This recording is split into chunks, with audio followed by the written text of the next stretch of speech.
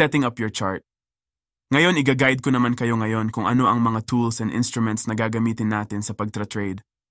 First, open the tradingview.com. Second, need natin muna mag-create ng account para ma-save ang mga tools and drawings na isa-set up natin mamaya. I-click lang natin yung Get Started. Then sign up. Dito kayo na ang bahala kung ano ang gagamitin nyo. After natin makapag-create ng account, balik lang tayo sa homepage ng TradingView. As you can see, meron tayong search bar dito. Kung saan dito tayo magse-search ng mga currencies, commodities, stocks, etc. na gusto ninyong i-trade. For example, ang i-trade natin is Euro-USD. Sa nakikita nyo maraming Euro-USD dahil yan sa iba't iba ang mga broker.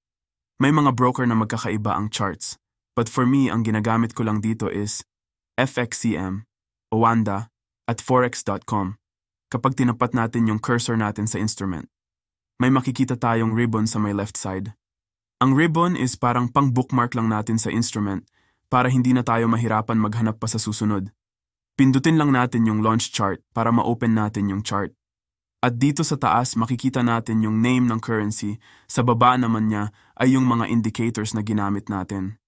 Close lang natin itong volume since di naman natin siya gagamitin.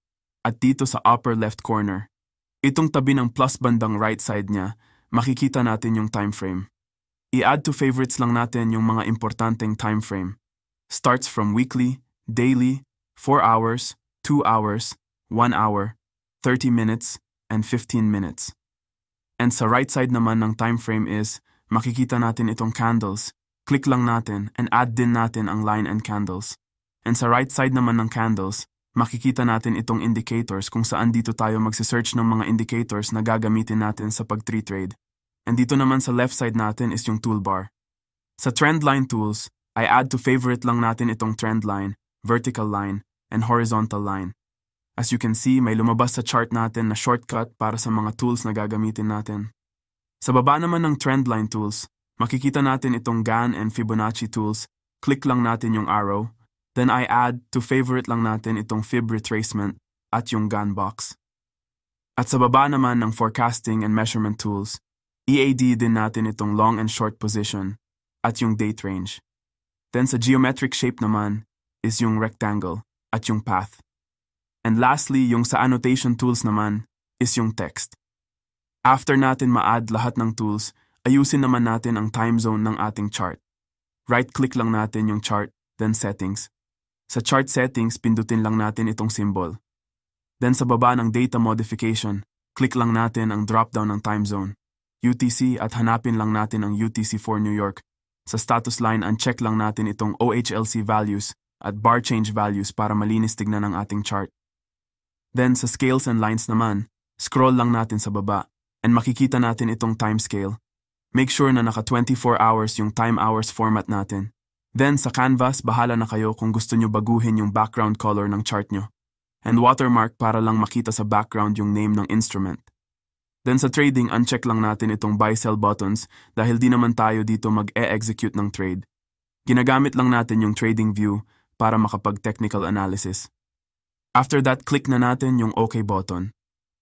Sa bandang right side naman, makikita natin itong watch lists, details, and news. Dito natin makikita yung mga binookmark natin na currencies, stocks, indices, at iba pa. I-remove lang natin yung mga di natin titignan na instruments. Sa baba naman nito is yung alerts. Dito natin makikita yung mga nakapending na alert at yung mga alerts na na-triggered na. And sa Object Tree naman dito natin, makikita yung mga tools na ginamit natin sa chart natin. Yun lang. Feel free to explore sa TradingView, marami pa kayo matutunan dyan. Gaya na lang ng pagpindot ng control sa keyboard para mamagnet yung tool natin sa mga candles. And shift naman para maging straight line yung ating trend line. At kung gusto nyo pa matuto ng mga keyboards and shortcuts, click nyo lang sa keyboard, yung control, plus, slash. So ayun lang, for setting up your chart natin, have a good luck and a good trade.